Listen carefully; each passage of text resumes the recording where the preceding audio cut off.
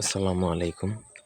আপনি যদি আপনার হাসব্যান্ড বা স্বামীকে বাধ্য করতে চান, আপনার কথায় উঠাতে চান, বসাতে চান, আপনার বশে রাখতে চান, আপনার দাস বানিয়ে রাখতে চান, গোলামের মতো রাখতে চান, সে যত খারাপই হোক না কেন আপনার কথায় উঠবে বসবে। সোজা কথা, আপনি পুরো তার নিয়ন্ত্রণ করে ফেলতে পারবেন, আপনার নিয়ন্ত্রণে নিয়ে আসতে পারবেন। এই তদবিরটা যদি আপনি সঠিকভাবে প্রয়োগ করে ফেলতে পারেন তার উপর, তাহলে শেষ কমপ্লিটলি বা পরিপূর্ণরূপে আপনার নিয়ন্ত্রণে চলে আসবে। প্রথম থেকে তার জন্য পুরো ভিডিওটা না টেনে শেষ পর্যন্ত দেখতে হবে। আমার চ্যানেলটা সাবস্ক্রাইব করবেন, লাইক কমেন্ট শেয়ার করবেন। ব্যক্তিগত যে কোনো প্রয়োজন বা যে কোনো কাজের জন্য স্ক্রিনে দেওয়া নাম্বার আছে, সরাসরি ফোনে, হোয়াটসঅ্যাপে অথবা ইমোতে যোগাযোগ করে যে কোনো কাজ করাতে পারবেন দেশে বা দেশের বাইরে থেকে। তো যে স্ত্রী প্রয়োগ করবে তার হাজব্যান্ডের জন্য, তাকে বৃহস্পতিবার দিনে রোজা রাখতে হবে।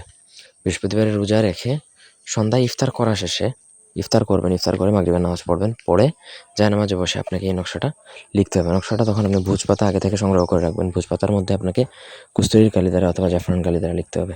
এই কালিগুলো চাইলেও আপনারা আমাদের থেকে নিতে পারেন অথবা আপনি আগে কোথা থেকে সংগ্রহ করে রাখবেন। তারপর সেই জায়নামাজে বসে আপনি নকশাটা লিখবেন। নিচে অবশ্যই আপনার স্বামীর নাম লিখবেন, আপনার হাজব্যান্ডের নাম লিখবেন এবং তার পিতার নাম লিখবেন। ঠিক আছে? লিখে আপনি আপনার হাতে অথবা কোমরে ধারণ করবেন, কোমরে ধারণ করে ফেলবেন অথবা হাতে, যেখানে আপনার জন্য সুবিধা। শেষ।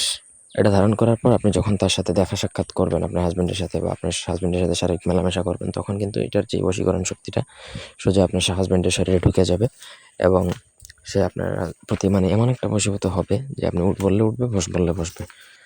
কিন্তু আপনাকে নিয়মকানুন যেভাবে দেওয়া আছে সেভাবেই আপনাকে পরিপূর্ণ কাজটা করতে হবে। সঠিকভাবে যদি করতে পারেন তাহলে আপনার কাজ 100%ই হবে, এতে কোনো সন্দেহ নাই। এটা ইসলামী তদবির, সঠিক নিয়মে যদি করতে পারেন তবেই কিন্তু আপনার এটা কার্যকরী হবে। নিয়মকানুনের কোনো ব্যতিক্রম হবে না, যেভাবে বলছি সেভাবেই করতে যদি পারেন তাহলে করবেন। এই ছিল আজকের ভিডিও। ধন্যবাদ সবাইকে। আল্লাহ হাফেজ।